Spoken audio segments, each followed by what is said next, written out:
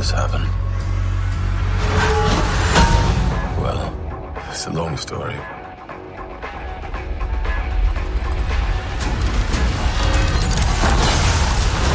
Hey everybody, welcome to Geekoholics Anonymous episode 103. I'm your host Rico, here with my co-host Mr. Dane Cody. Mr. Dan Cody. How you doing, my friend? Not too bad. How about yourself? Good. Welcome back, everybody. Thank you for listening. If you've never been here before, we get together once a week, talk about video games, TV, movies, and whatever the hell we like. Usually open up the show with some what you've been playing, get into some news and stuff, our public service announcements, and then free for all where we talk about whatever. And yeah, even before all of that, we start off with our designated drinking section because you can't be a geekaholic without being an alcoholic. Yeah. What are you drinking, Dane? I'm drinking some Yukon Jack. Is that what you were drinking last week? No. These fancy names, they all sound the same to me. So it's a liqueur. I don't even know what it's made out of. It's slightly sweet. It's 40% alcohol. It's delicious. Add a little soda water, some lime. It's tasty. I'm drinking a classic vodka orange juice screwdriver. Wow. Really classy, though. One of those little, tiny little airplane-style vodka bottles. Oh, I thought you were going to say a sippy cup. No, those are all dirty right now. Oh. I can't borrow Nikki Adlin's sippy cup. But yeah, it was pretty awesome. But you know the little tiny bottles you get on the airplane? Yeah. I don't know where it came from. I'm looking in my shelf and there's a big bottle. And I'm like, oh, it's not even open. And then I notice, oh, there's a bunch of little small ones. I don't even know where they came from. I'm like, this is real alcoholic style. Yeah. Doing it right. Yeah, it's pretty good, actually. There you go. So, you got any funny stories or anything exciting you want to share before we get into the what you've been playing? I had a pretty non-exciting weekend. I mowed the lawn. Whoa. I did a bunch of house stuff. You had to mow the lawn for the first time this season? Oh, actually, I did do something cool, but that'll be in our free for all section. Okay. I built my RetroPie system. Ah, very cool. What did I do that Saturday or Sunday? Yeah. I'll talk about. I'm trying to remember what I got up to this weekend. I know there was not a lot of video games involved. Oh, I did manage to obviously play a lot of Persona, but I guess we can get right into it. Our what you been playing? I've been a really bad boy, and I've been playing lots of Persona, way too much Persona, and I need to stop so I could beat Horizon. I was gonna say, what happened to your whole? I'm gonna stop playing Persona and play Horizon and finish it. I think I might be on the last mission for Horizon. I'm not 100% sure. But you feel like you're close. Because I did start powering through it the last couple days, but when I was playing it on the weekend, I'm like, I want to know what's going on with Ryuji and Morgana and, play Persona 5. All right. As a Persona fan, that game's really good. Again, very select few people, well, not few, but it's a really popular franchise, but this is definitely not your for everybody game, right? Everybody's gonna rush out and be super into it. Yeah, it's made for the specific type of person who likes a specific type of game. You like anime? You like high school girls? Do. I mean, you like anime? You like JRPGs? You like a little bit of grinding? Like those things. You like strategic turn-based combat? Oh, then maybe. I gushed about it a lot last week, but man, that game's so good. And it's so polished. Yeah. But if you hate any and all of the things I just mentioned, you'll probably think it's not for you. You'll probably think it's a stinking turd. Fair enough. But man, I love it. It's I love Persona 4. Persona 5 is fantastic so far. I beat the first dungeon. Did I talk about the mechanics a lot or no? I can't remember what I talked about. It's all a blur. My life's a blur. Oh, my life is a blur. So we talked about more or less the way that the game goes, and you said you were partway through the first dungeon when we talked last week. Yeah, and anyway, you've got a timeline that you have to beat them by, and I mentioned last week how the game moves like day by day calendar, and you have to make decisions on whether you're going to hang out with your friends, whether you're going to study for school, whether you're going to go do part-time jobs. Meanwhile, juggling a deadline that's, ever creeping forward towards you, to beat, the dungeon. If you don't beat the dungeon by the time that your deadline is, it's game over. The game will end. So. Oh, wow. So it'll just end and that'll be that? Do you have to start it over again? You'll get that shitty, well, you obviously can go back to one of your previous saves. But yeah, you could screw yourself into a corner if you aren't making progress. And they call them palaces in this one. They're not I guess they're dungeons, but they specifically call them palaces. I don't want to get too into depth about details specifically because it's all story stuff, right? It's all spoilers. Everything's spoilers. For sure. Mechanics, not so much, Okay. But lots of spoilers though. This game is awesome, but it's also fucked at the same time. I've heard it's fairly dark. It's pretty dark, but which I'm okay with. It has a lot to personas, your alternate personalities, and it has a lot to do with desires and like an alternate dimension. I don't think this is too spoilery, right? These are not exactly specifics. These are concepts. But spoiler alert. You fight a penis boss. That's pretty awesome. It's just a fucking dick. Like a gross looking wiener.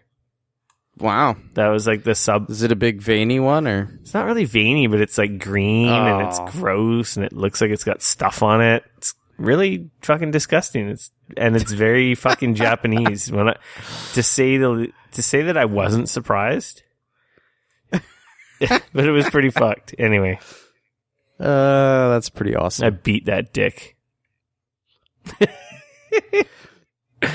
Oh, so many things I can say right now. So many things. It's cool though. Like, did it throw up all over you when you were done beating it? No, it didn't. Thank God. That might have been a little too much. Okay. The boss is pretty on the nose, but I can't say more than that. Anyway, that's the spoiler. You fight a dick, a penis boss, whatever you want to fucking call it. Wow, cock boss. Is there balls to go along with the cock, or just a big? You cock? Look on the internet, you'll see a picture.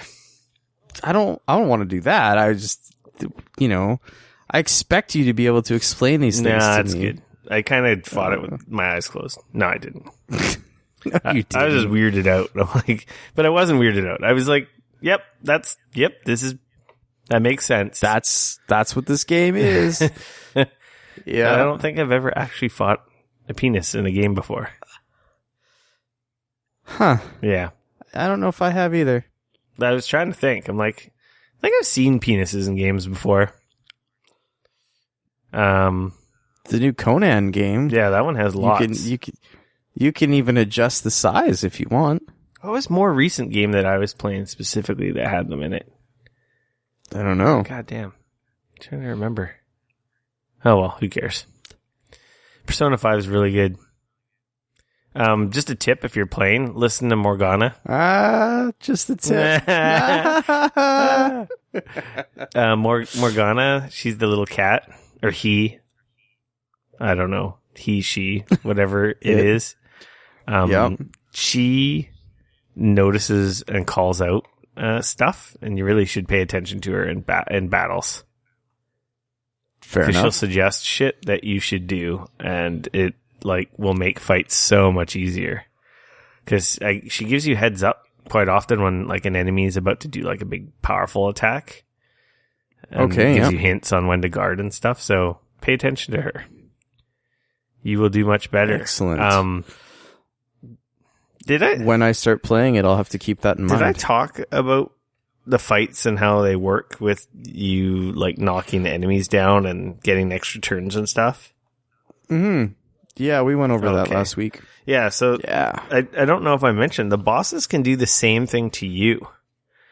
So if the bosses use like a weakness that one of your party members has, so say they use fire on your ice, like, based party member, they'll go down. Like, they won't die. They'll get knocked down. And then the enemies will get an advantage and they'll get another turn. And then they can essentially, if they manage to exploit another weakness, they can do like a very simple encounter. It can end up turning pretty nasty if you happen to be weak to whatever power the enemy has. They can, because they can do the exact same thing to you that you do to them.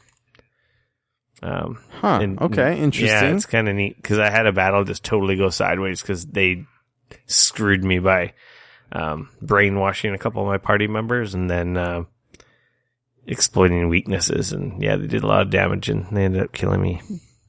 Wow. So how hard was the boss?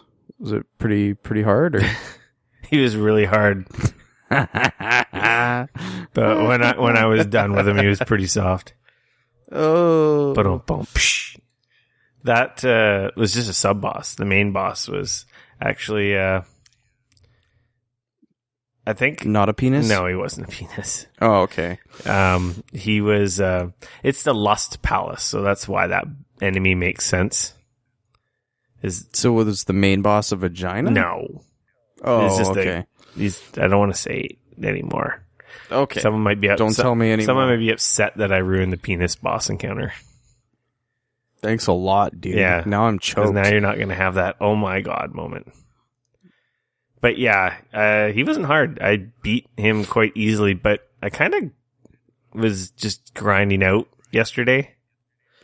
Oh, okay. Because you've got save rooms, and when you save, the enemies respawn. So you can, like, I was just doing like a loop between save rooms. Oh, okay. So you can fast travel once you unlock them around the palace. So I would like fast travel to a lower dungeon and was fighting tougher enemies, and I might have been a level or two higher than I really needed to be, but I enjoy the combat so much, and the combat music and the winning music and the animation when fights are over are so cool. Awesome. Yeah, when you did I talk about the all out attacks? I don't think I did. No, so if you did. So when you use an enemy's weakness or know an enemy's weakness, for example, there's these flying guys that are weak to lightning, and you use your lightning persona magic. They'll get knocked down, and then you attack the other enemy with lightning. They get knocked down, and then the third and fourth enemies might be a different damage attack, and you use whatever their weakness is, and they also get knocked down. So when you knock down all the enemies, this is where the Pokemon aspect of the game comes in. Right. You kind of touched on a little bit of that. Yeah, you can. The Pokemon side, sort of. You've got a couple options when you totally. They call it the hold up, when you've totally exploited all the enemies' weaknesses, and they're all knocked down. They're exposed, right? So you can do one of two things. You can talk to them, and they have different personalities, and they ask you questions, and depending whether you satisfy their questions, they will join you, and that will end the fight, and you will get that specific persona. Because the main guy, your character, Joker, that's his code name is Joker. Joker. They'll have code names when they're in the metaverse. Right. But he has the ability to have multiple persona masks, whereas all the other characters, your teammates, only have one persona. Their personal persona.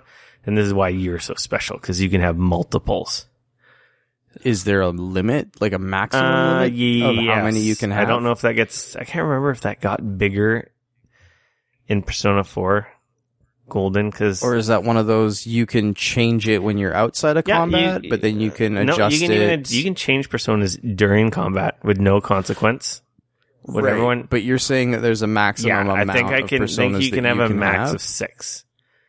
Okay, so can you change those 6 out of combat so that you can adjust which 6 you want to take into combat with you? You can change them at the start of the palace. So you could fast travel to the start of the palace, and then there's an area where you actually can create them by fusing them, or you can register them. So if you... Anyway, we're getting ahead of ourselves, so I'm going to rewind a bit. Oh, okay. So you talk to them, you satisfy their questions, then they join you.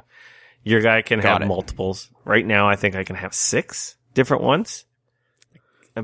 I'm pretty sure that's going to expand. I can't remember Persona 4 Golden because, honestly, I played that probably 4 years ago, but still. So that wins the fight. You get the experience. Fight's over, regardless of how many enemies there are. Or you do an all-out attack, and all-out attack is everyone has these cool comic book style panels flash up. Your guys all do these cool moves, and then they basically beat the shit out of the enemies. And depending which one of your party members initiated the all-out attack, you get different little finishing screens if you manage to kill everyone, which are kind of cool. Oh, okay. They're really neat, depending on who initiated it. They're all different. And obviously you defeat all the enemies, and it's almost like a puzzle, right? If you use the right weaknesses, you totally open up the other party. You could win a fight against 4 enemies in one move, or in one turn, right? By exploiting their weaknesses. Right. So it almost feels like a puzzle game at the same time. So that once you figure out which enemies are weak to what, you could kind of walk through them. Yeah, you could walk through them, and it's kind of, I don't know, I find it really fun. Because it's not just sitting there bashing fight, waiting until you just bash them into oblivion, or even using your magic spells to, overpower them. There's strategy by exploiting weaknesses, and it makes it also kind of feel like a puzzle game at the same time. So it makes the combat really neat. And again, like I said, the enemies can flip that, and that can happen to you. And we talked about it. You see the enemies in the world. So if you sneak up on an enemy, you ambush them, you get to go first. Or if they see you and they hit you, they'll get an ambush on you, which is really bad. Okay. And or if they see you and you can punch. If you happen to punch them before they hit you, it'll just be a random order.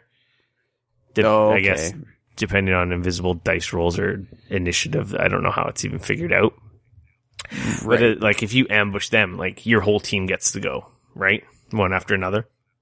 Awesome. So it makes setting up those all-out attacks or just capturing guys quite easily. And actually, even if you beat down some enemies really bad, sometimes they'll beg for mercy. And they'll give you stuff. And they'll be like, okay, please take this and don't kill me. And you can take the item, or you can choose to say forget it and kill them anyway. You can't capture personas higher level than you. So they have to be the same level or below you. But yeah, like I was saying, you were asking about changing them. During battle, you can change between the ones you have equipped. There's no delay, no waiting a turn. You just choose who you want to use because, you'll have a guy with fire magic or ice or lightning or healing or whatever, right? So essentially, regardless of what your parties are doing, your main guy can essentially be very versatile and do all roles. Buffs, debuffs, healing, or just all-out attack, right? So but only your character. All the other ones are, Anna, she's fire type. Morgana she's basically she's got wind, but she's mainly looks like to be a healer. And then Skull, Ryuji, he's lightning and physical attacks. But your guy can be anything you want. So you can load up with wind or ice or fire or change and just change, right? Depending on who you're fighting on. So then you can change your equipped personas outside of combat. For people familiar with Persona, there's the Velvet Room, which is this area that you transport to, and this is where you can create personas. Okay. In this game, you execute them. So you take 2 personas, and they will combine to make a different third type. Oh. And then depending on your relationships with your teammates and other people in the world, there are, they call it confidant ranks, because there's different types of personas. So it's not like your rock, earth, fire, water, like Pokemon, Wind. right? Exactly. Heart. It's different. They're kind of like tarot card categories, like Death and Chariot. When they combine, you don't get Captain Planet. No, you don't get Captain Planet. That would be kind of awesome. Emperor and so forth. There's these all the different confidant ranks. So if you this is where the stuff you do out of palaces, and a big part of the game is the relationships. So like you choose one day after school, you get to choose to do basically one thing. You know, you can go do a bunch of shopping and then go home. Go fight a dick. Well, yeah, that's that's not part of every it? day. Oh, okay. That doesn't count as doing anything. Oh, my bad. Sorry. That's a given. You're going to beat that every day. So bad. So it's pretty hard sometimes too. So you can do like shopping and like basic stuff, and it doesn't make time pass. Oh, okay. Because it's like morning after school, or like during school, after school, and then evening. And then depending on what you do, passes time. So you got to choose what you want to do. Do I want to study today and up my knowledge? Or do I want to hang out with Anna and make her relationship stronger so that I make her lover confidant rank go up? Right. So it's like a whole separate level system, separate than your actual individual members. There's ranks in that. So what that comes into play is when you're fusing persona, if I have a high confident rank of the type that I'm about to make, it gets a bunch of bonus experience. Oh, wow. So, and it could get better benefits, like being able to inherit more than one skill from when you fuse the 2 personas. So you can essentially create personas that have skills that they shouldn't have. Oh, which is kind of cool. So you can customize there. And then also, you know, you can fuse weaker persona into tougher ones. So like right before this last boss battle, I was level 12 going in, but I think most of my personas were like level 6 or 7, maybe 8 plus or minus. Right. And they level up. Whatever one you have equipped for your guy levels up. Makes sense. So they level up with you, but not all 6 of them, just the one you're using at the time, right? When you finish the fight. So I fused a bunch of weaker persona, and I made like 2 really good level 12 personas. And then you can even register personas. So when you unlock, so if you capture a bunch, right? Say you capture 6 new ones, because you want to get them all, right? Gotta catch them all. Catch them all. Yeah, because you can use them to fuse other ones that you may never see in battle. And when their powers combine. Exactly, when their powers combine. But it's kind of cool because you could get 6 you have no intention of using, register them, and there's this book that you register them all in. So if you fuse them and you want that old one again that you used to create the new one, you could just pay money and buy them again. So you don't have to go catch them again. So there's a cost, which is really cool. So that's all. This sounds like a lot of my growing up, all the cartoons and shit that I used to watch, all combined into a game. And then put it in anime style, though. Yeah, it's so dark and kind of fucked up. It's fucking sweet. I like it so much. There's so many systems. There's so many things going on, and you can't help but love all the characters. And I'm enjoying it way too much. So anyway, the last couple days I put it down and I've been playing Horizon. I'm pretty far in Horizon. Yeah, you're almost at the completion point. I think I'm on the last mission. Like, I'm level 40 now. Right. I still have like a couple side missions open and a couple I've ignored, but it kind of seems like it seems like there's a big battle, and that you can, depending on what side missions you do and people you meet, they'll help you with that. Oh, so really? I don't know if they impact the ending a lot or if they just make it a little easier. Don't tell me too much because I don't know, because it just seems gonna start because there's a playing couple it one of people these that days. I've helped right through quests, and they're just like, when the time comes, just let me know. I'll be there. I'll do anything for you and stuff. And I'm like, okay, that's like more than one person has kind of been like, said something along these lines. So I'm starting getting the feeling that I kind of want to hunt out some more side quests because it seems like they may be helpful. I don't know. Or I'm reading too much into it and they just want to be your friend. And now I'm super curious to find out if that's true or not, because that sounds like it could be really cool. But I haven't heard this game having different endings, so it could just maybe make a boss fight or something stupid artificially easier, right? Right. But man, that game's fucking good. Yeah. I'm getting really good at exploiting weaknesses. Like I was saying how you can't fuck around in battles and it's really tough. Now you can. If battles are tough, it's because you're not doing the right attacks. You're not taking advantage of the enemy's weak points.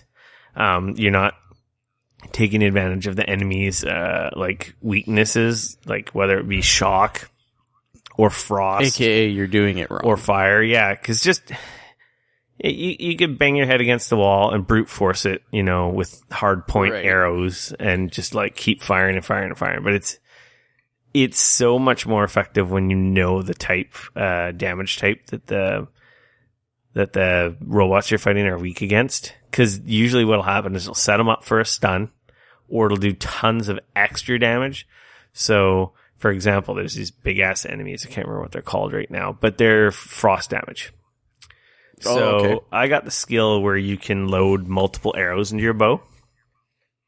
So I'll load like 3 frost arrows because I have the shadow war bow, which is the one that does like element type damage. Mm-hmm. So I'll load it up with 3 arrows, shoot them with a frost arrow. They essentially freeze, and then I'll switch to my hard point arrows and then shoot their weak point, and it literally does like quadruple damage, and an enemy that you're doing little tick tick tick tick chip damage is like, okay, I just took like 75% of their life. Wow. It's a huge difference, and I'm really noticing the difference in the most recent battles I've had with enemies, like taking advantage of using an element type to fuck them up and then hitting them in their weak point.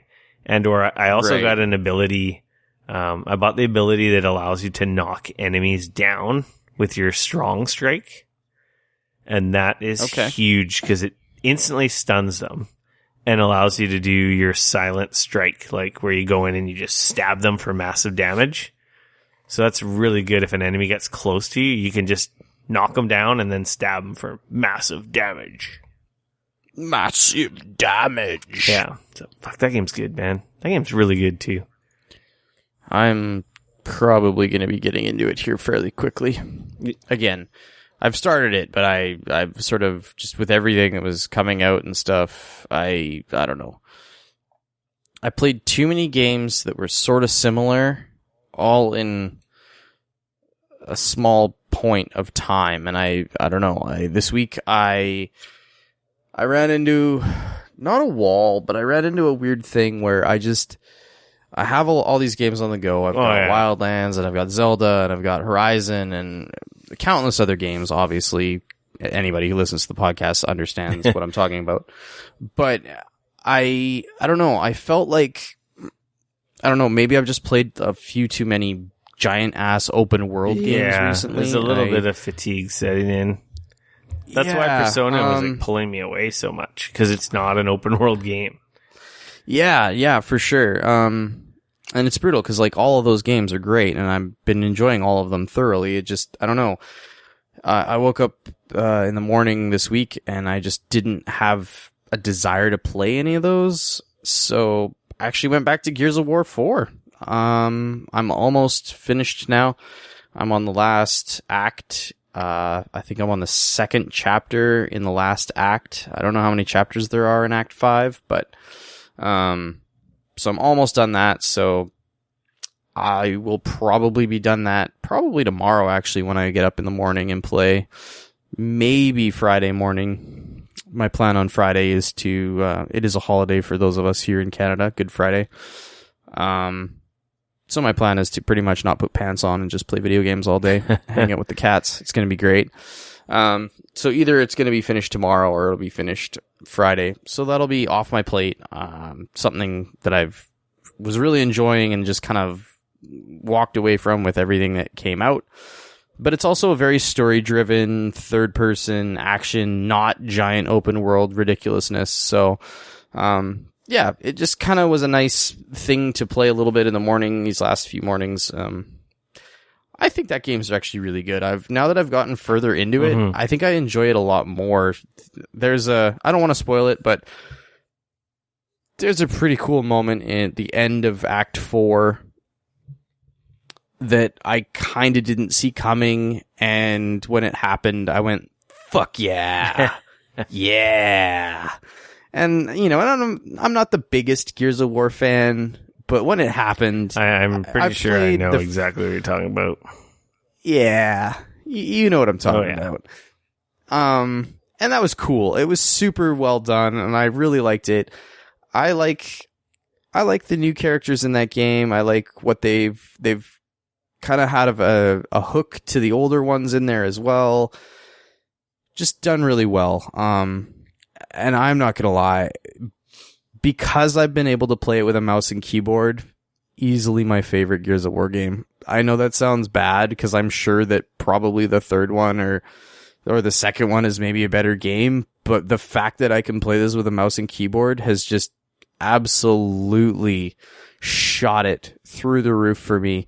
I don't know if I can play any of the other ones with a mouse and keyboard, but if I can, oh man, I will gladly go back and play through them with a mouse and keyboard, because for me, it's just made all the difference. Being able to actually aim easily and not have the controls feel super clunky using a controller, it has been so good. Yeah, I don't know.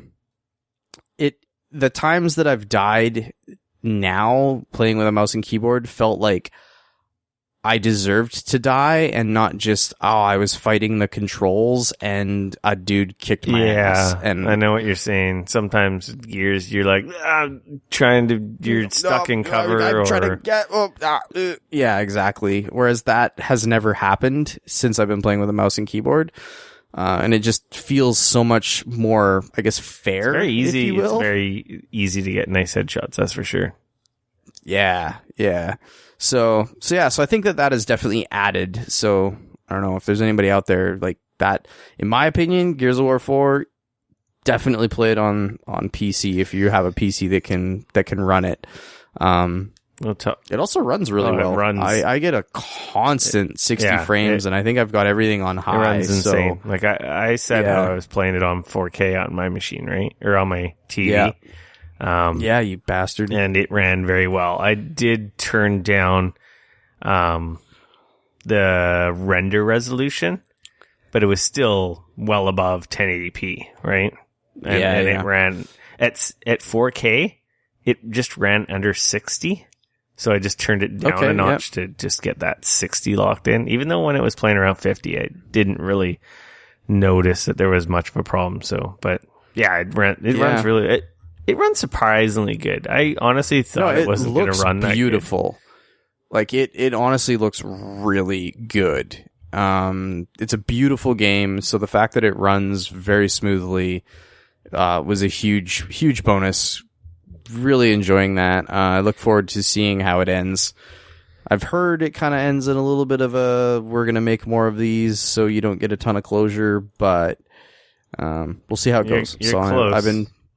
I'm very close. Like I was kind of hoping I was going to be able to get off work early and finish it tonight when I got home, but it just didn't. And then you had to record the fruition podcast. I know. Fucking podcast.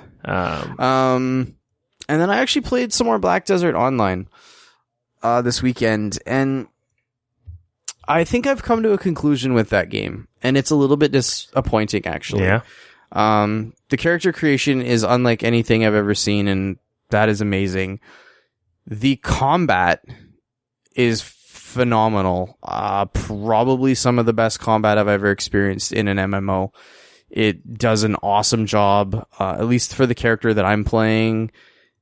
It does a fantastic job of feeling like you're a part and actually doing something. Like, it makes the grind cool. It makes you want to go out and just hack and slash and kick some ass, because it's fun, and doing combos and everything else with the combat. It's super cool. I can't remember what you said. Is it buy once and keep playing, or is it monthly subscription? No, it's a buy once. You can buy, there's a single purchase. I believe it's $40, and then that's it. $50 Canadian. Yeah, they did a very similar to Guild Wars and Guild Wars 2, where you buy once and you get access to it from then on, which is cool. I think there has been update packs as well. So of course they'll release content, and if you want it, you can purchase it or whatever. Similar, like again, very similar to Guild Wars 2. But unfortunately, the rest of the game is doing a very poor job of explaining itself whatsoever. So I've got, it's an MMO, so there's a ton of systems at play here. There's so many things going on. You can buy houses. There's things called nodes that you can, from what I gather, you can capture nodes, and then if you own the node, then you get bonuses, or your alliance gets bonuses, but other people can try and attack your nodes. So there's some sort of thing like that going on. I don't know if this is just the fact that I'm not played it enough. Maybe the game does a better job when I get further in of explaining some of that stuff. But at least currently, I've got a quest line that's, from what I can tell, the main quest line. And there's a ton, and I mean an absolute fuck ton of extra stuff between side quests and the way that conversations work in that game, the way everything works. It is so, there's just so much of it. Yeah. And I feel like it has not even remotely explained any of that stuff to me at all. So right now I've got a quest line that is the main quest, which entails me going and killing things and picking things up and going and talking to people. That I've got down. I got that down. That's fine. That's cool. I got a horse now. Actually, I got a donkey that I'm riding around on, which is fine. It's fun. You got to mount. But like everything else that could possibly go along with that stuff, I feel completely like I have absolutely no idea how any of it works. And I'm not, and I don't just mean that as in like this is a kind of a thing over here that I could maybe do. I'm talking like no idea. Like I walk up to a guy and he's got node something or other written above his head, and I click on him, and all of a sudden I'm like it pulls back to this crazy view showing this node and these other nodes and like a map, and shows where I've been and where I haven't been in the world and everything else, but no context whatsoever. Like not like a how-to pop-up saying like, hey, welcome to the node section. This is like what the fuck this is for. Just here it is. This is what it may or may not be at all, and that's that. So again, what is this, a Dark Souls game?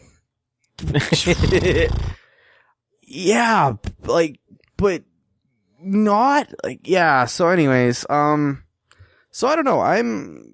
It's hard because the combat is great and I'm really enjoying that, but I feel like I'm just getting more and more lost the further I go in, because there's more and more stuff that I'm realizing is there that I have no idea what it does or how it works. So I don't know. I feel like the further I get into it, the less I know, but the combat's fun. And so I don't know. I'm at this weird spot where there's a part of me that kind of wants to keep playing it because the combat is fun and I'm enjoying it. And there's this whole other part of me that's like, why are we bothering? This is so confusing and convoluted. we don't even know what the hell we're doing or where we're going with this and like what half the shit does. Yeah. Should we even bother continuing on? You level up really quickly. That's kind of cool. I don't know, I've played maybe 4 hours and I'm like level 19 or something like that already. So my guess is that there's like 100 levels or something crazy. I don't know. I'm guessing. I honestly don't know how many levels there are, but I would think that that or you just level up quickly and then you cap, kind of like in Guild Wars a little bit, or at least the first Guild Wars where you just cap at level 20. But that was definitely not a quick run up to level 20. That's for sure. I can't play MMOs without some buddies, with some friends.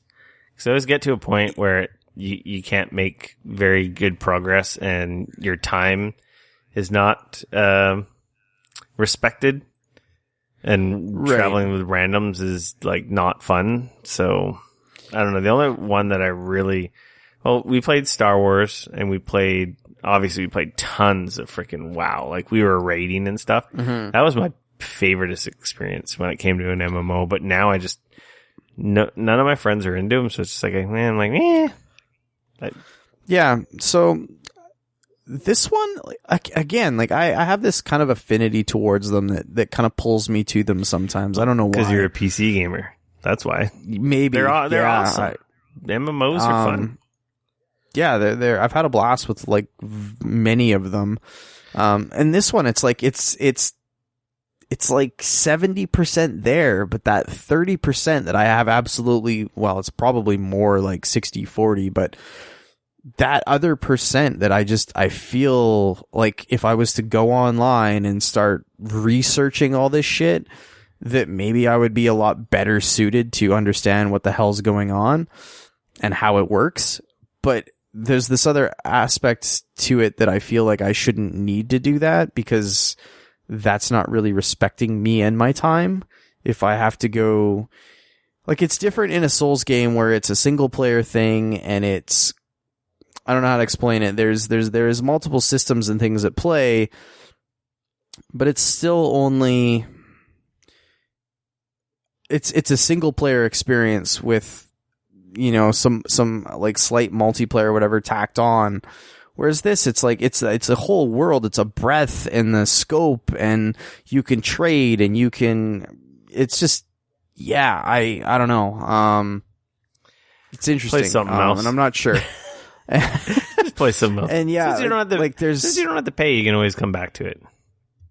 We're going to run out of games too soon. There's going to be a slowdown. It's like, actually, I have enough games. I think we're in it now. I think, and the thing is that I have enough games from this, from this insane heyday that I don't think I'm going to run out of games is the problem. Between my backlog and the games that I already purchased, not to mention a few that I still want to purchase, like Nier Automata. I really want to pick that up still. That looks phenomenal. I still want to pick up Persona 5, which is, from what I understand, a 100-hour game fairly easily. Yeah, so we'll see. So that's kind of my on the fence with Black Desert Online. If you're big into MMOs, I say definitely check out the trial. I think the combat in that game is phenomenal. Easily some of the best combat I've ever played in an MMO. So, you know, and if you can manage to figure some shit out, then by all means, please. You can't let me in on it. It seems that's the big problem with MMOs or some real in-depth RPGs. It kind of seems like some of them you almost have to play with the web browser open, and that kind of sucks some of the joy out of it, which is kind of annoying. Yeah. So anyways, those are kind of what I've been playing at the moment. Cool. Gears of War will be done by the next podcast. Yeah, you're at the end. Oh yeah, I'm right there. Like that's, yeah. I'll try and beat Horizon if the Persona crack doesn't take over. I guess with that we can get into some news and stuff. Yeah. So yeah, we got some news this week. Yeah. The biggie, the obvious huge story of the week is Microsoft revealed details on Project Scorpio.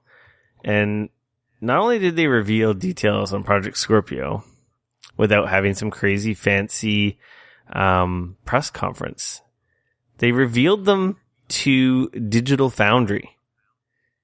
Well, I think you got to preface this with they didn't release details about Project Scorpio that 90% of the gaming population cares about. Mm-hmm.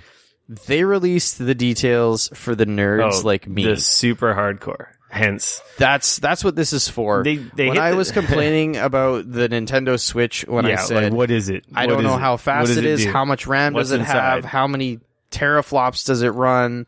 Does it have Ultra 4K? Does it do this? Does it do that? This is for nerds like me. Yeah. Where they went into insane detail about how many custom compute units it has. It's got 8 gigs, doesn't have 8 gigs of RAM. It's got 12 gigs of DDR5 RAM. So 1 whole gig is now going to be separated for the system. It's going to have a 4K Ultra HD Blu-ray player optical drive. Vapor chamber cooling. It's going to come with a 1 terabyte 2.5 inch, but they've flat out said that they've increased the speed of the drive significantly to keep up with the faster system. They've increased memory bandwidth from 219 gigabytes a second in the Xbox One S to 326 gigabytes a second in the Project Scorpio. It's like I said, it's for nerds like me. They definitely went to, like, if you're going for street cred in like the geekdom, they definitely went to the right crew to absolutely to unveil this information. This is, you know, it's going to be HDMI 2.1 supported. It's going to run Dolby Atmos. It's still got 8 cores. It's significantly faster. In all honesty, just go to Eurogamer or Digital Foundry. Oh yeah, there's so much information. Sit down. I could sit here and geek out on this, but in all honesty, most of our listeners would probably start falling asleep. They released all of the, like I said, they did not show what it looks like. They didn't show anything like that. That's probably But all of the inside stuff, they told us exactly what it is. It's a custom processor. They've increased the speed. They've added more cache. They've changed the GPU. They've increased the speed of the GPU. They've added memory. It's a pretty hefty, for all intents and purposes, this is the type of thing that they would, I think, previous gen, they would have called this the Xbox One 2. Mm-hmm. If that makes sense. Yeah. So they don't have a name, and like you said, they haven't showed the console, which I assume is going to be at, that'll probably be the E3 reveal as well as gameplay stuff. But basically, that would be my guess. The short and simple of it is they're aiming to make a system that runs 4K at 60 frames a second without breaking a sweat, and also making it easier for developers and for future.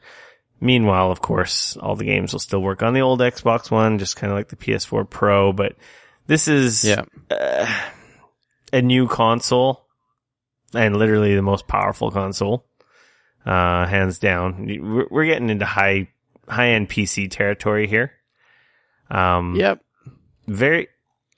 Pretty sweet. Like, if the only problem I see with this console is that most of the people who want a console, the hardcores, pretty sure have their console already. And the people that really care about this level of power and technology have PCs. They already have a high-end PC. And that's where this is. Yes, I understand. There's lots of people out there who don't have PCs. This is way easier. You buy a box, you've got a high-end PC. That's great. But because the way this generation kind of worked out, with the last generation going so long, a lot of people couldn't wait any longer, and a lot of people got back into PC gaming with super high-end video cards and crazy, dual SLI rigs because the consoles had been lagging for so long. Like, you know what I mean? Mm-hmm. So that's the weird challenge here. Like, I love my PS4 Pro. Horizon's amazing. The gap between my amazing PC and PS4 is so minimal. Mm-hmm. Like, let's be honest, the games look good. The biggest difference is frame rate and resolution. But at the end of the day, that stuff doesn't matter. When the game's a game, you're playing the game. When a lot of the best exclusives are on PS4, where Microsoft has been kind of lacking lately. And that's, I guess, for the people... Well, I mean, it all depends. I think it depends on the games, right? Like, they're going to do well. They're going to get a lot. If you want Halo, you want Gears of War, you want Forza... You want those? Then obviously, there's no question. But you're already buying an Xbox One. And if you are a Halo Gears of War guy, you already have an Xbox One. So, are you going to upgrade to the Scorpio, which is going to be a premium product? It's going to be more expensive than a Pro for sure. Like, no question about it. Mm-hmm. It's cool. It's really awesome. The only thing, and you made fun of me on the show before. Of course, I'm going to fucking buy it. But I don't need it. Like, if I had restraint and wasn't an idiot like I am, and we've said this before, I'm a fucking idiot, I would not buy it because I really don't need it. Like, I love my Xbox, but lately with all the games being on PC, I'm playing them on, like, I'm playing Forza Horizon 3 on my PC. I guess kind of my big question is this the thing now that's happening? Have we, and is this now with Sony doing the PS4 Pro gonna be a and leapfrog. Microsoft doing this? Is this now the thing that's going to happen though? Is it every 3 years now we're going to get a new console that's going to be way faster than the old one? And then every, say, 3 jumps, they're just going to knock the old one off and say, okay, well, that original PlayStation 4 is going to play all those games that we released for it, but moving forward, these new games only play on the Pro and the 5 or whatever or whatever they want to call it, the PlayStation family, whatever, or the Xbox One, Project Scorpio and above. But all of your other games are still going to run on the new consoles moving forward. That makes me that's the best benefit of this. So you're not really losing out if you decide to buy one of the new consoles. But essentially, we do have to say that we're no longer going to be making games for the old ones. But I don't know, like, that's what seems to be happening here, is that instead of getting those clear generations of, it's just going to be Xbox and PlayStation, just like it's iPhone and Android, and depending which you have, the new version with the fancy big screen, or you have the old one that doesn't run the new hot game. So then every 3 years we're gonna get a new one. I don't know. I guess so, but you don't have to buy the new one, right? No, of course. You only have to buy a new one every 4 or 5 years, depending on how this is going to end up playing out. So it's not terrible. I like it. The one big positive I have is that shelf of PS3 and Xbox 360 games back there, though I can play some of the 360 ones, not all of them. But like my PS3 games, useless. My PS2 games, useless. These are collections I have hundreds of dollars in. But going forward now on Xbox and PS4, that library keeps traveling with me. Like my Steam library keeps traveling with me. My 20-year-old plus Steam library, I could play everything that I've ever bought. Right? Yeah. Whereas with it's true. My consoles, I've literally, you're starting over and rebuilding. So I like that. But it's weird. It's really, they're in a weird place. Awesome from a geek standpoint. Amazing. This is the system.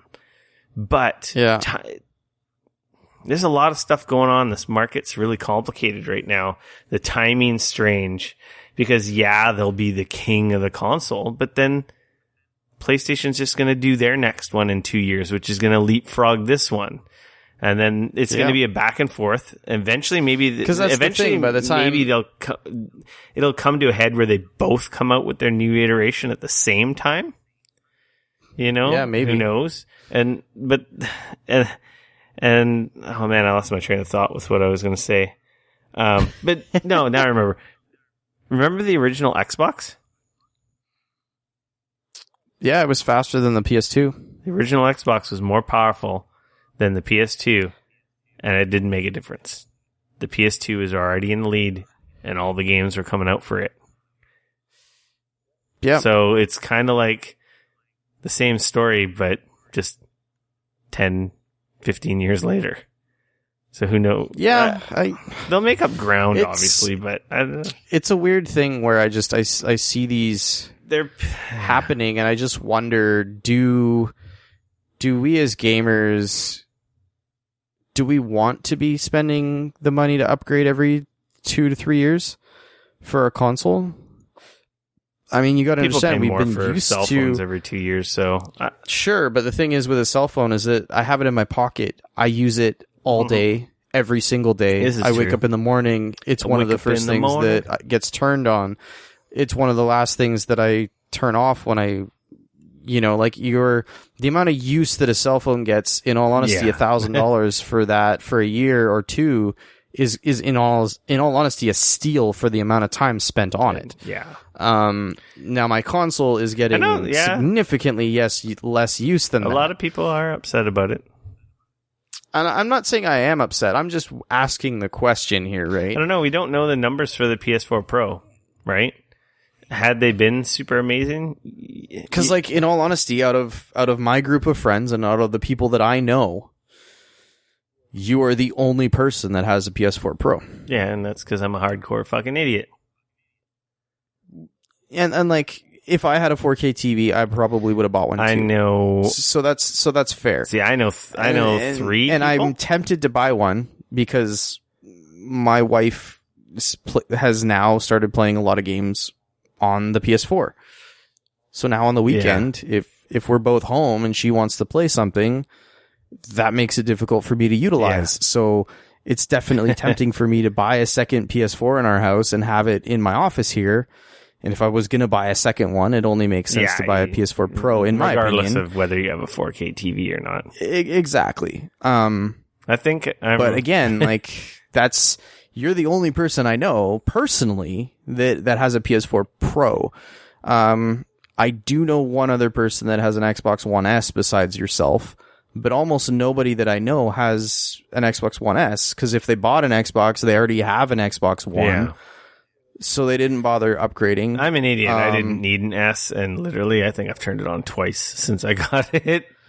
But again, the thing that I think that these technology companies are sort of failing to realize as well is that I think that they forget that the jump from DVD to Blu-ray, DVD for 80% of the population is good enough. And the jump from that to Blu-ray, a lot of people felt that it was forced. There was no real reason for it. I know a lot of people personally that still grumble about, we didn't need Blu-ray. That DVD was fine. It was fine. It's pretty amazing when people can't tell the difference between the two. I agree. But nonetheless, this is what we see. But when we hit... Yeah, and kind of like 4K is the next iteration of that forced upgrade. But that's the thing. A lot of people, you and I and a few other people, we're going to look at 4K and go, wow, that looks amazing. I would love to have a 4K TV. Yeah, my wife didn't notice the difference when I played a video for her on 4K.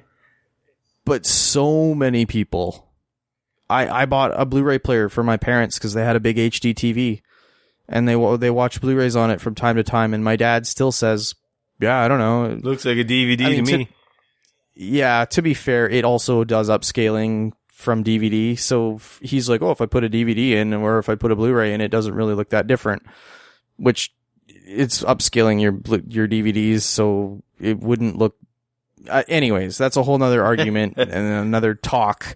But my point is that technology tends to slow down dramatically when the mass appeal of something hits what I consider good enough. Yeah. We see it with MP3s. So yeah, this system's so when powerful, digital media, but everyone's so happy with where we're at right now. Exactly. So their question is why? And I'm seeing this with 4K. I see 4K TVs and people want to buy them, sure, because they're new and they're hot and they're sexy and they're thin and they're curved and everything else. Gaming, there's no content. But how many people do I actually know that own a 4K TV versus when an HD, like when those HD TVs came out? I knew a lot more people that were like, holy shit. Well, that was a sea change, right? Like, because everyone was... And that's what I'm talking about. Yeah. So you've got these companies like Sony and Microsoft and stuff, and they're batting for 4K, and they're all going gung-ho about it. And I wonder if people, they don't care enough yet for this to be a thing. I feel like they're almost ahead of where they should be. If they were to wait another year, maybe even 2... I think that's where people want 4K to be. But at this very moment, I feel like they're just kind of wasting effort and time in a way on stuff that people don't necessarily need right now or want. And I mean, what happens when companies push things that people don't want? They die. Mm-hmm. Look at 3D. Companies thought that people wanted it. Avatar came out. Everybody went, holy shit, that's amazing. 3D sales of movies were through the roof. Suddenly, 3D TVs came out and every TV had 3D. But what happened? Consumers pushed back and they were like, oh, this is crap. This is garbage. We don't want this. For this feature. I don't want to pay extra for that. And by the time the companies figured that out and they stopped charging extra for a 3D panel, it was too late. They'd lost that market and people didn't want it pushed upon them. Now, that really sucks for somebody like me who really enjoys 3D because now I'm getting fucked. But that's a whole nother conversation. Yeah, it's interesting because it's an interesting point you bring up because I wanted to buy Rogue One. An Ultra HD. Right. And Disney doesn't make any Ultra HD movies. Not yet. Yeah, but I was like, okay, well, like this is the new standard. This is the title. Like this is You do know that they're going to wait 6 months and release it though in HD, right? Or Ultra HD, I know, right? But to me, it's also kind of weird that it's not available now because that would be like the biggest seller for this new platform. Welcome to my 3D issues. So see, that makes me. They did the exact same thing with 3D. They waited almost 6 months before they released the special edition 3D version of episode 7. So for just in terms of video, that cold feet approach makes me kind of worry. Because like, oh, they're not ready to go whole hog in it, so are they going to leap? It's like it's 4. I know there's been rumors about 8K and all this bullshit, but it's like it's not a rumor. Like, it's the thing that's happening. It's the thing, but we don't even have the infrastructure to support 4K. Like that's the problem with 4K. Is HDMI 2.1 supports 8K resolution at 60 frames a second at 60 hertz. But that's not what's stopping us. What's stopping us is the providers and the backbone of North America.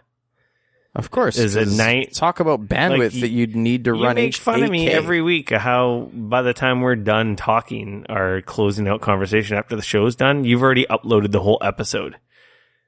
Whereas I have slow internet and right. I'm like the majority of people out there. Like I don't have the pipeline for 4K. Well, I do and I don't. Like I have it for like a Netflix streaming service, but if I stream Netflix, a 4K show, I'm using all the bandwidth of my service. Right. And a lot of people can't even get that. So there's some challenges to 4K. I love 4K is cool, but it is one of those what you're talking about good enough.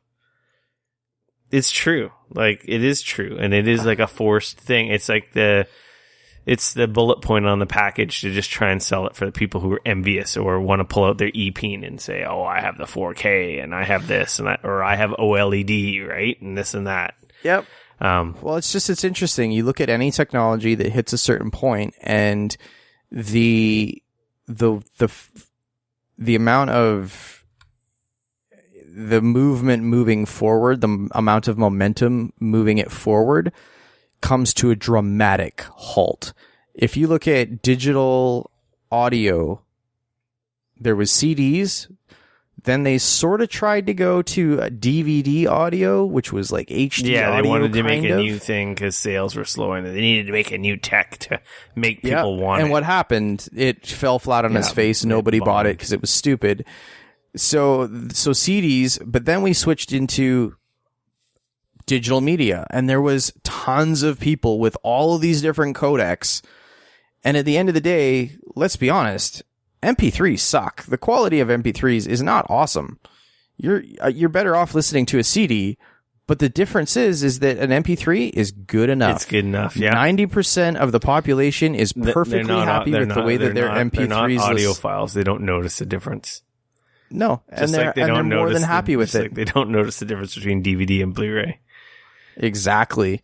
So now to try and push those same people to move from Blu-ray to 4K, I think that you're going to see a much slower change from HD to Blu-ray or to that's 4K. where like maybe this system is freaking amazing, but the timing's off. It's almost like it's what we want as a geek. I want 4K at 60 frames a second, and I know how challenging that is to get there. But like the majority of people out there have no fucking clue and or care, because for them, 30 frames a second, 1080p or 720p is good enough. Most people don't even know the difference. They don't even know what we're talking about right now. For most people, they're going, wait a minute, what do I play games at? I don't know. I play games. Exactly. As long as they run, then that's what I care about. It's a total steaming so they're going to go into the store. They're going to see that there's a new Xbox already. And they're either going to go, but I just bought an Xbox One. What do you mean there's a new Xbox One?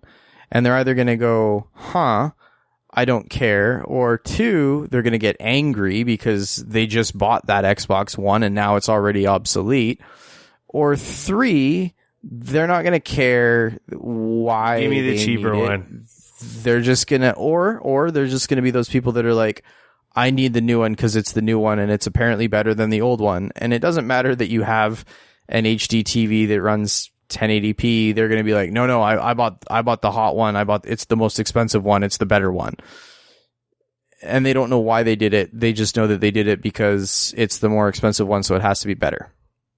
Yeah. And those are essentially the people that you're going to get. So you're going to get a small percentage of people that are going to buy it just because it's new and it's hot and it's the expensive one, so it has to be better, which it is. Fair enough. But they're going to have no clue why they bought it, just that it's better and it's more expensive. Yeah. And then you're going to have a ton of people, like you said, that are just going to be like, the Xbox One is fine. It plays all the games that my friends are playing, and I don't need anything above that. So, I don't know. Interesting. I don't need one. Like, I'm going to buy one because I'm an idiot, but if I wasn't an idiot, I shouldn't buy one. Because it doesn't do anything that my PC doesn't already do. Except for that it's in a box and I can put it in the living room. It's kind of funny, one of the points you're talking about reminded me of the whole, how really, like the people that are like super heads over heel about this story, period, and Project Scorpio and the specs and stuff. These are the same people that are bashing the PS4 Pro for not having an Ultra HD drive. Well, guess what? Yeah. Sony knows that no one's buying those fucking discs. Because to me, blatantly, if people were buying those discs, fucking Rogue One would be on Ultra HD. Here's like I said before, Rogue One will come out on Ultra HD. It's just a matter of when. But that seems bullshit. If the shit was selling off the shelves, it would be already available. They're pulling a Disney. They know that they can make a whole bunch of people buy it right away because they want to buy it and they want to watch it. And then they know that they can make those same people buy a second copy later on because they have a 4K TV. Stupid. But anyway. Well, that's what's happening, and they've shown that they can do it, and people are going to do it. To be honest, the whole digital thing you're talking about, the good enough argument, MP3s, that's why the PS4 Pro doesn't have an Ultra HD drive. Yeah, because we're 90% of the people out there, I don't know why I keep going to 90. I really like 90 as a number. Like, there's no science here. People are streaming shit. Android boxes, Netflix, YouTube. Most people are happy with Netflix 4K. And most people are happy with YouTube crappy video. It's good enough. And, Sony seeing the trends goes, hey, This thing plays 4K streaming. We don't need to waste money on a drive that single-digit % of our user base is going to use. Because this, I don't know. I personally think that they fucked up and they should have had a drive. I understand why it doesn't, but I think that they fucked up. I think that the next one doesn't need one. Okay. But I think this one should have had one. It probably, because if anything, it doesn't make sense because they created the platform. Yes, but it makes sense from a business point, because I'm going to talk in loose terms about something that I'm very involved with. We have a product that, one, doesn't have a certain technology built into it and requires a dongle. Now, if we were to put that dongle into the hardware, we'd be paying extra for, like I said, the 2% of people that need that dongle. So pay for it 100% of the time, or only pay for it 2% of the time. So that's the kind of decision behind that. Because they know everything you're doing on the consoles. Your Samsung TV spies on you. Like, freaking, let's be honest. They know how people are consuming content, and they're like, you know what? The hardcores are going to have probably an external player that isn't a video game console, because, let's be honest, all the built-in players suck balls. Here's where I think they fucked up, and this is the reason. I'm a dude. I want to buy a new TV. I go into Future Shop or Best Buy or whatever it is nowadays. I go check out these sweet TVs. I buy a 4K TV. So now I go to the video game shelf because I want to buy a console to go along with it. Now, I see one that allows me to play content directly onto my 4K TV. I can buy the Rogue One 4K DVD or Blu-ray when I walk out with me as well. And I see one console that allows me to not do that. Which one am I going to buy? If I don't have any entrenched in the systems, I'm new to this. That's true. It's true. Like, you're going to, but how often is that situation? It's going to be very rare, because most people. It's going to be more than you think, and I think that if anything, it was a bullet point that allows Microsoft to look and shoot over the bow at Sony and be like, "Hey guys, you fucked up. You should have had that, but you fucking don't. But we do. What's up? You guys want to play your Ultra HD DVDs? We can do that. You could do that over here." I honestly don't think Ultra HD Blu-rays are selling. I don't think you're wrong. I think it's a matter of the fact that not very many people are buying 4K TVs and the Ultra HD Blu-ray players that go along with them. So the fact that people aren't necessarily buying a ton of 4K TVs, mixed with the fact that the people that do have those TVs don't have dedicated UHD Blu-ray players. I think I only buy one, maybe two movies a year. I used to buy them a lot, but I don't think a lot of people buy them anymore because of this. I buy a lot more, but you're a weirdo. I tend to buy like 3D, and I like to have films on hand. You're the minority. So, you suck. Yeah. It's like I said, anyways. I hear you. Project Scorpio, it's got a lot of cool shit in it. We got to move on. We got lots of other cool shit to talk about. I shouldn't buy one, but I'm going to. Mass Effect Andromeda patch came out. Yep. It is huge improvements. I haven't gone back to play Andromeda, but there's photos, we shared links, comparing like before and after, and apparently it's quite noticeable, much improved. And there's still more stuff coming. They're doing so much to that game. So by the time I get around to Mass Effect, it'll probably be a really good game as opposed to just a good game or a decent game. By the time I get around to it, I probably will skip it. The sequel will be out. Exactly. Overwatch has got a new event, 4-player co-op Brawl mode called Uprising. Bunch of new skins. I haven't played the new mode yet, so I have not either. I did log in to get my free loot box. I got fucking jack shit. I literally got a bunch of shitty sprays. That sucks. So anyway, if you play Overwatch, at least log in for your free loot box. I don't know if, well, maybe play that mode. Who knows? Star Wars Battlefront 2 trailer leaked. Actually, by the time you listen to this, no, maybe not. I think on Friday, Star Wars Celebration begins. And oh yeah, that's this weekend. I think this was maybe an announcement for that happened to leak. Little trailer for Star Wars Battlefront 2. I'm actually surprised it didn't get pulled down. They've managed to. You can find it online. Yeah, I think they're interested in watching. watching I think they might have released it now. So it shows new heroes from past and the new movies going forward as well, like Kylo and Rey. There is a campaign mode. I think it's co-op even they're alluding to, which, they were talking about. But there's actual footage. It looks like a neat trailer. I will probably pick this one up simply for the fact that it has a campaign. Because the last game was beautiful, but it was just multiplayer only. Actually, and I own the old one, but I've never played it. I only played the VR portion of it. I know. It's a beautiful game. Like, it's unreal how good it looks, but I'm like, I don't want a multiplayer only game. It does look really good. So, yeah. Is there still a ton of people playing it? I haven't even installed it. Just hardcore people. But that looks cool. The drop off is actually quick, then.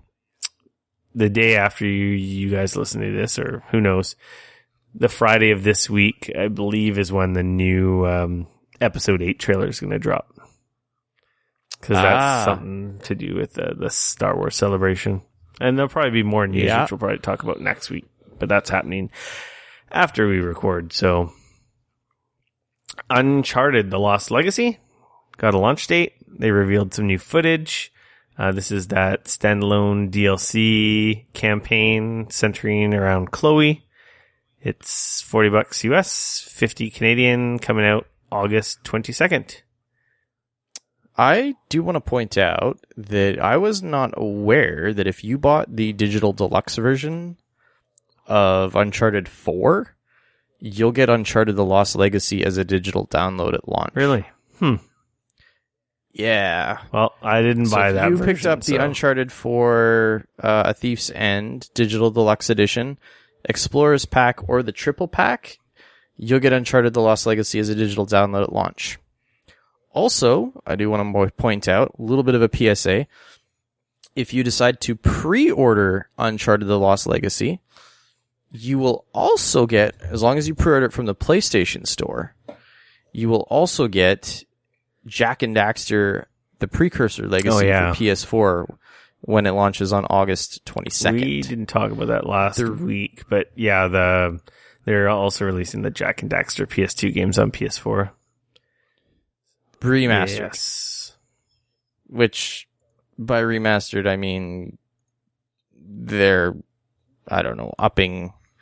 They look more like resolution upgrades than actual remasters, but which I was a little bit bummed out about. For some reason, I wasn't thinking that was going to be out so soon, so that's cool, because there's nothing in August, so there's our August game. Yeah, so there you go. Let's talk about this last. You put a story in here about Microsoft. They're now offering digital PC and Xbox One refunds. So essentially, this is a thing. I shouldn't say they are. This is a thing that they're currently have rolled out to the Xbox Insider program. So people on the inside track allows members to test new features before they come available. And one of those things is refunds. So when an app or game sucks and you're like, I'm kind of choked, you can get a refund now, which is kind of cool. Refund within 14 days of purchase if you have less than 2 hours of play. Across all accounts. So if you bought a game that's cross-platform and you play an hour on PC and 3 hours on console, then you're not able to. So that seems like a feature going forward with digital marketplaces. That's kind of neat. Yep. However, DLC, seasons passes, and add-ons are not eligible for self-serve refunds. Yeah, that. Also, the user or the game or app must be downloaded and launched before requesting a self-service refund. And you also have to wait at least 1 day after the game or app's release before requesting a self-service refund. So, and of course they reserve the right to block, blah, blah, blah. All the standard stuff applies. Blah, but that's cool because the only digital store, well, I shouldn't say the only one, Origin and Steam offer refunds, but nobody on the console side offers refunds for digital copies. So that's pretty cool. Yeah, that is kind of cool. So Josh Brolin will play Cable in or Cab. Is it Cable or Cabal? Cable in Deadpool 2. It's pretty sweet. Pretty sweet. He's a good actor. That's exciting news. So that they've finally figured out who is going to play that. There's a bunch of people in the running for that. Filming that in June. That's pretty exciting. So they've already said that was it Zazie Beetz is going to play Domino, which I'm not entirely sure about, but who I don't even know who that is. Neither did I. I had to look her up. Oh, yeah, and they're filming in Vancouver again. So sweet, cool. Yeah, super cool. In our neighborhood, your neighborhood more specifically. There was a Nintendo Direct today. Basically speaking, ARMS and Splatoon. But there was a bunch of other news. We already know Mario Kart 8 is coming out at the end of the month, April 28th. But talked about some more Amiibos on the way. ARMS is coming June 16th. They also announced Neo Yellow. Wow, I'm actually surprised that ARMS is that far away. Joy-Con controllers. What else? There's a cool looking controller. Some 3DS announcements. There's a new Kirby game, Team Kirby Clash Deluxe. New Box Boy game for 3DS, which I believe is out right now. Also, Pikmin is coming to 3DS July 28th. So they weren't lying when they said the 3DS was still going to be supported. And they weren't killing it. In my opinion, I think it's a huge mistake. But hey, you've got 60 plus million 3DSs, so guess you still want to make games for those. Standalone Switch dock will become available May 19. You could order that through Nintendo replacement part service, but now you can get it in store. Puyo Puyo Tetris comes out April 25th. I think they were saying that there's a demo available now, which was launching today. Really exciting news that you probably like. Battle Chasers is coming to Switch. I am super stoked about that. Actually, is pretty awesome. I'm tempted. I want to see. Haven't been any word yet, but I'm curious to know if my Kickstarter backer reward can be changed. Yeah, it might be. Because in all honesty, if it is, they'll give you an option. That was just announced today, so. Exactly. But as somebody who backed that, the one that I sort of chose, if you will, was the PS4 version of it, because at the time it seemed like the smart one. Awesome on the Switch, I think. And I think that game would fit really well on the Switch, seeing as it's Take it with you. Sort of a old school turn-based. That game was fucking sick when we saw it at PAX. RPG. Yeah, I'm super excited about that game. Really excited. That game looks super cool. So I'm excited that it's coming to the Switch, because I think it would be a perfect game on the Switch. Yeah, a bunch of 3DS. Monster Hunter is coming as well. Monster Hunter Stories. And then Namco Museum, which is like collection of Pac-Man, Dig Dug, Galaga, Rolling Thunder, Sky Kid, a bunch Splatterhouse is coming Tank to Switch Force this summer. And the most exciting, most important news of the whole presentation was new Amiibos. Yeah, these are stupid.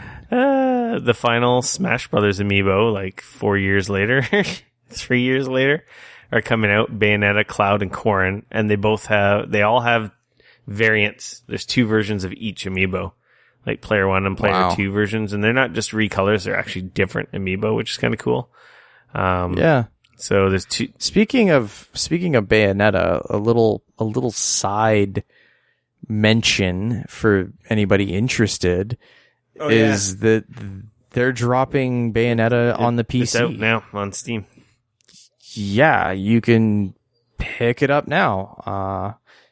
And if you buy it now, Sega is also giving buyers the digital deluxe edition at no extra cost until April 25th, which has got a bunch of extra stuff. So kind of cool. I never really saw that coming. So I did read that Platinum was saying they would like to release all their games on PC except for they're handicapped by whatever deals they made with.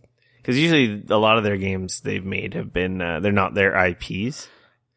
Right. So, like Bayonetta 2 is a Nintendo exclusive, so that may never come. Who knows?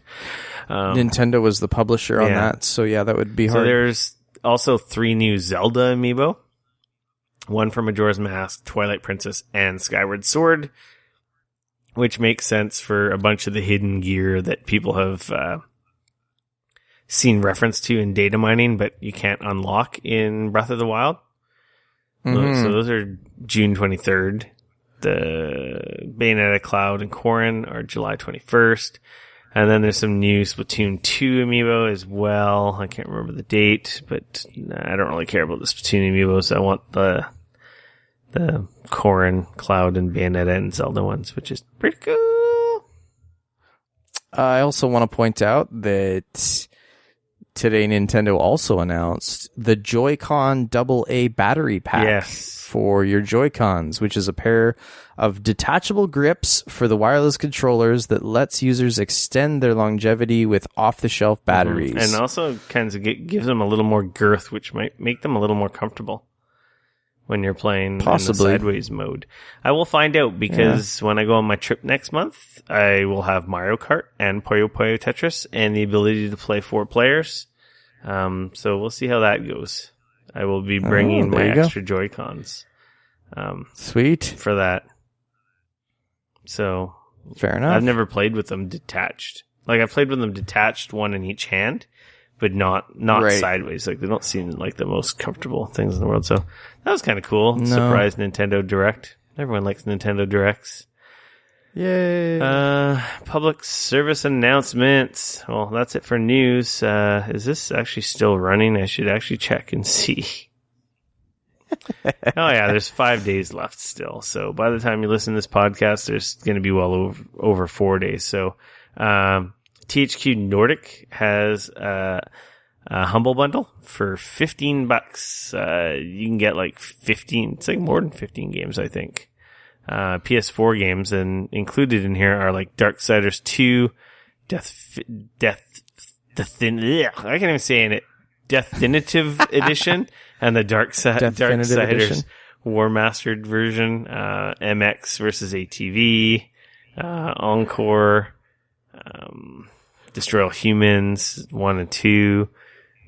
It's worth it just for the Darksiders games. $15 on PS4. Yeah, to get both of them, like easily. And there's a bunch of other games here as well, so not a bad deal. I haven't picked it up because I honestly don't have time, but I own all those games that I want out of that bundle already, so I'm not picking it up. But if I didn't own those games, I would absolutely be picking them up. If you wanted to play Darksiders or had any interest in playing Darksiders, which you've heard me and Dane talk about how good it is, for $15 you can get both of them plus a bunch of other shit on PS4. Yep. What was the other? Windows 10 Creators Update is out now. Bunch of stuff. This adds a ton of stuff, especially for gaming, actually. I was surprised at how much stuff there is. It adds built-in Beam. Well, that's Microsoft streaming. Right? Well, yeah, they purchased Beam, so now it's built right into the OS, so you'll be able to hit Windows key G to pull up your game bar, and you're going to be able to hit the stream button, which will automatically start streaming to Beam. This is also going to have a game mode, So if you're playing a game, you can open up the game bar and select game mode, which will sort of set up your operating system for playing games. So basically shut down a bunch of backdoor it'll processes and kill a bunch of stuff and make the system more efficient for running games. That's cool. So there's as well as a bunch of other little tweaks and whatnot. They've released a video with some of the updates for Windows 10 that are more interesting to gamers. There's a surprisingly large amount of stuff. 3D drawing in Microsoft Paint. That sounds amazing. Yeah, if you're into that. I use Paint all the time. It's awesome. Yeah, no, it's this is their new free update. I think I'll do my clean install after this comes out. It's out. I got an update. I before we sat down to record this podcast, I had a big thing saying, please select your privacy settings. Oh, that's the other thing I was going to mention. This update does allow you to change a lot more of your privacy settings than Windows 10 would allow, which a lot of people are going to be very happy about because it was fairly ambiguous as to what your privacy settings were in Windows 10. So you're going to have a lot more say over what gets sent or shared or whatever. So I had a big thing saying, before we can do this update, you have to go over your privacy settings. So I know it's here. It is, yeah. So you'll start seeing that roll out all around. So if you're running Windows 10, that's a thing that's happening. Yeah. That's it for PSAs. I guess we can get into our free-for-all section. Did you see that Thor Ragnarok trailer? Oh, did I ever? Man, I've enjoyed the Thor movies. I wouldn't say they're like my favorite. There's things I like about the Thor, Asgard, and stuff that they have going on, but definitely not high up in my Marvel Cinematic Universe favorites, but I still enjoyed them. They're not bad by any means, but when the other movies are so freaking fantastic, they're just kind of like meh, right? I like the Thor films quite a bit. I like the character a lot, but they're lower in the ranking, right? Compared to the other ones? Yes, no, am I right or wrong? Compared to Guardians or like Winter Soldier and stuff like I did like the second Thor film quite a bit, actually, and I thought that it did a really good job of I gotta watch up. the second one again. I've only seen it once. I've seen the first one, I think, 2 or 3 times. I mean, it really sets up Winter Soldier really well. I mean, you have to watch them in order because it really does explain what the hell is going on and what causes Winter Soldier to essentially happen, which then, of course, ties into Civil War. So, all very important. Was not excited for this movie. It wasn't on my radar at all. This movie looks, from the trailer, it looks fucking phenomenal. I don't know if they show too much, but the shit that they show is pretty freaking fantastic. Yeah. What worries me about this is that they're calling that the teaser. That's the teaser? That's the teaser. Really? So that seemed like a full trailer to me. I agree, but that's what's going around as a teaser trailer right now. So if they release another trailer and it's 2.5 minutes or whatever, I actually won't watch it either. I saw enough. I feel like that I'm super pumped, and it looks fucking dope. Yeah, I really kind of like what they've done with Thor, where he's.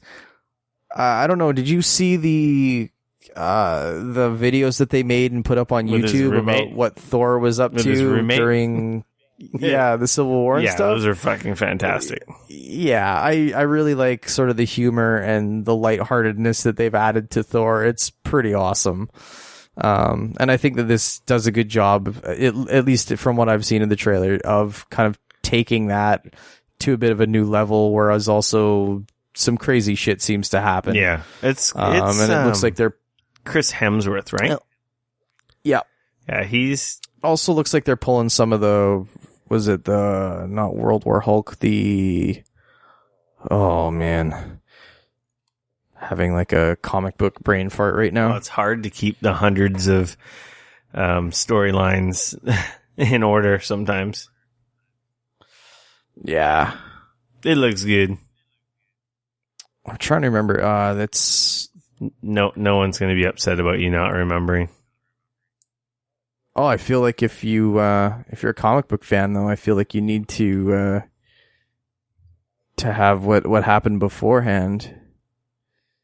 There was, of course, now it'll happen after. You're going to get it after we move on. Yeah, exactly. So good. Just Planet Hulk. Sorry. Hulk. Yeah. Yeah. I know. So nothing it about looks Planet like they've taken a bit of the Planet Hulk stuff and tied it into this, which is pretty cool. Yeah. That seems pretty fantastic. Yeah. I really like. I feel like he's really coming. Like Chris Hemsworth has really come into that character more. Yeah, I think he's having a lot of fun with it. He's nailing it now. He's got it yeah. like Downey Jr. has just got Iron Absolutely. Man. Right? Yeah. And the way Chris Evans is essentially almost like Captain America now. All those guys are a little bit like that, I think, even in real life, which is kind of cool. So there was a new Transformers trailer as well. I'm still, it's very long. It's not really a trailer anymore. It does. I did watch that, and I kind of regret it. Oh, I'm excited. I think it looks great, but I'm not sure where they're going with it. But I just wish someone else had Transformers. I'm just over Michael Bay. So yeah, we talked about it at the top show. I built my RetroPie. I ordered it like a month or two ago. How's it going out? How's it working out? It's working out perfect. Man, that was a lot easier than I thought it would be. I Fantastic. was worried. Everyone out there having issues getting an NES Classic or just being annoyed by the limitations of a 3-foot cord that you want to strangle yourself with, because that is the dumbest fucking thing in the world. So I gotta ask, you picked up a retro Raspberry Pi 3B. It's the more powerful version. Did you also buy like a cool case to put it in that looks like a Nintendo? No, I didn't go to that. Oh, I bought a cool case, but it doesn't look like a Nintendo or anything. A photo on Twitter. Someone asked me on Twitter when I said I built it, what it looked like, and I replied them, but I didn't do a general reply. If you look at my tweet or my media under Twitter, you should be able to see a picture. Like, it's tiny, it's smaller. I have it sitting on top of the NES Classic, and it's smaller. It's a clear. You're right. I would imagine it's a clear plastic case. It's nothing special. It's a nice case. It was cheap. The Raspberry Pi, I think, is like around $60 plus or minus, depending where you get it from, Canada, US. I bought a kit that came with like a power adapter and the case. It was a little more money, so it was like $10 for this, $10 for that. But right. You kind of want to put it in the case. I don't really want to run a circuit board with power not in anything. Of course, Dane was alluding to all over Etsy. You can buy like cases that look like NES Classics. You can even buy cases that look like Super Nintendos. The list goes on. You imagine it, someone's 3D printed a style case for Raspberry Pis, because Raspberry Pis have been around forever. Actually, they're kind of quite a de facto media box PC. Is one of the even more popular. Like, a lot of people make Kodi boxes using Raspberry Pis because they're even less expensive and probably have more functionality than a lot of these cheap Chinese Android boxes that vary in quality. When you can build one using a Raspberry Pi, they're really sweet. Anyway, I'm not the biggest fan of the case you got for it. Oh, you found the picture? Yeah, it's whatever. It's fine. It's fine. It's not amazing, but yeah, it's fine. It's not my jam. The see-through thing. I like the see-through. The see-through reminds me of old school gaming products from the 90s where everything was clear. 678 games available. What are you talking about? I don't know. You're the one that posted it. Oh, that photo. Yeah. I might have a few ROMs. Just a couple. I have to pare that down because it's way too many. My NES collection is like just like the stuff that I liked growing up. Right. So anyway, so stick it in the case, put the heat sinks on. Literally takes 2 seconds. But what can you do with it, Rico? Well, nothing, because you have to load up an SD card with an OS. Now you can put Linux, or you can build a Kodi box, and there's all these builds floating around there. And Raspberry Pi is no different. You go to the Raspberry Pi website. There's a guide on how to do it. It is literally, you download a file, you use a program to write it to your SD card, you pop the SD card in the Raspberry Pi, you boot it up, and as you alluded to from that image on Twitter, you see the interface. Actually, the first time you boot it up, it has no games. It lets you configure a controller. DualShock 3 plugged in via USB works perfectly. Xbox One or Xbox controller works as well. I assume Xbox One and DualShock 4 work as well plugged in. Right. But you have no games on it. You do some configuration. So what you do now is you put a thumb drive into the Raspberry Pi, and it creates your ROM folders for all the emulators that are included in this default build.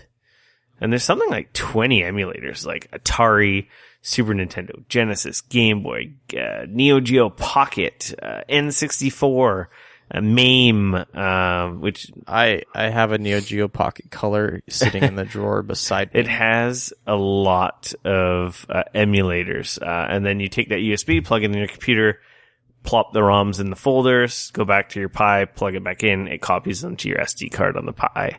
And away you go. You see this nice menu. You choose your system. Your games are in a list. You launch them. Super Nintendo, Game Boy, Genesis, all the classic systems ran flawlessly. Right. The MAME and the Neo Geo stuff was the stuff that was hit or miss. Some of the games I had wouldn't work at all, and some would. Okay. But also MAME is a little weird in that I think I need to get instructions, because it doesn't just work with your it's looking for a keyboard, because MAME is a PC program. Yeah. So I got to look into configuring the controls for using them, because it's not just one emulator. It's just this fancy interface for a bunch of different emulators. So all the classic consoles work perfect. MAME needs some little massaging, but the games that worked. And yeah, like you said, you've got all your games. It blows the NES Classic out of the water. I had to go. The nice thing about the Raspberry Pi 3 is that it has Bluetooth built in. So it's not immediately obvious, because under the RetroPie settings, like, Bluetooth, and you think you just go in and pair a Bluetooth controller. That's not how it works. You have to download you actually have to download a set of drivers, and there's guides for all the different kinds of controllers. So I just found a YouTube video, and in 2 minutes, I downloaded a driver, and this is all in the RetroPie. This is not having to go on my computer, download it, and transfer it and do shit like that. It's all through that RetroPie. It downloads packages, and then boom, I got. So did you have to go online and start downloading all kinds of like different how-tos and stuff like that? No, or was it's all from the RetroPie. It has all links to all the stuff you'll ever need. I just found a video because I didn't want to read the guide, and the video was super easy. The guy laid it out really easily, and it worked like a charm. Like I said, within 2 minutes, because there's a Bluetooth pairing menu, so you figure you just go to that and pair it, right? But that's not how it works. It needs a driver to recognize what controller it's pairing over Bluetooth. Right. So yeah, I got a DualShock 3 paired to this wirelessly, and it's playing all my emulator games and makes my NES Classic look like the fucking piece of crap. A useless POS? Well, that fucking cord, man. And or spending an extra 40 or $50 to get a wireless NES controller, that's just dumb. So yeah, that was awesome. I really thought they gotta get their money, man. They gotta get. I thought it was going to be a lot harder, and it was quite easy. I was impressed, very impressed. We use Raspberry Pis for various things Yeah, at work. they're really cool. They're really neat. I think the next project is to figure out how to do a dual boot to make it a Kodi box as well. Because I know you can do dual boots with these things as well. But if you just want it for an emulator system and you want every system and every freaking game because you're an asshole, you're looking at $60 to $100 depending on what accessories and shit you put on it. And it's pretty sweet. That was fun. Sounds good, man. It sounds like you had a sweet little project. Yeah, and it worked, and they didn't take very long. Like, the longest part was me rifling through all my ROMs and deleting crap that I didn't want, I don't know what this is. Like, I don't know, I've been collecting ROMs over, decades now, so I probably have way too many. Right. Actually, there's a really awesome... I don't have any. There's an awesome site. I don't know the legality of it all, but, say the site's name, because if anyone goes and gets a RetroPie, where is it? MU Paradise. They literally have, every console and emulator and links to ROMs. Wow. Yeah. You can only download one at a time, so some people may be upset about ROMs or have questionable feelings about ROMs. I don't know. A lot of these old systems that are dead, I've owned a lot of these games in the past. I know I'm just justifying it, but the majority of these games, Nintendo and Genesis, Sega, they're not seeing money, so I don't know. It's legit, not legit. I don't know. Emulation is a tricky beast, so. Yeah, it's a weird thing. It's I piracy, it's not piracy, it's game preservation, it's, if you want to get down to it, it technically is piracy, but. Yeah, I was going to say, I think the simplicity of it is that, yes, it's still piracy, but, you can kind of justify it however. Not to the same extent as downloading a game that's available today on store shelves. No. Because, let's be honest, with the exception of a couple virtual console games, none of these games are on a store shelf anywhere. Yeah, so, no. It's a victimless crime. But I didn't download any ROMs. It's a guy that I know, he did this all. And he just told me about it. I think with that, my friend, we have a show. I think you're right. Episode 103 is in the hard drives and the ether of the internet, jacked into your brains. You can follow me on Twitter at RickF, RICF. You can always come bug me on Twitter at Dane Cody, at DAYNECODY. Like us on Facebook. Follow us on Twitter. Subscribe to us on YouTube at Geekoholics. And of course, come back and visit us every week. We like that. For our YouTube listeners who may not have converted to podcast subscribers, you can find us on any podcasting software. Just search Geekoholics and you'll find us, and subscribe to us there. And leave us a review on any platforms that allow it. And of course, obviously, thank you for spending the last couple hours with us. And until next week, we are out. Later. Peace.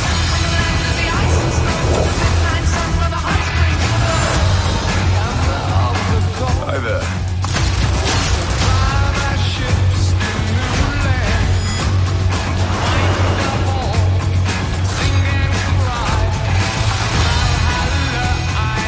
What have you brought today? Tell me. A contender.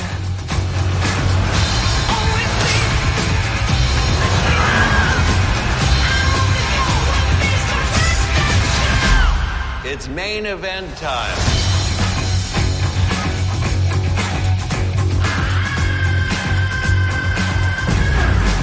And now, I give you your incredible...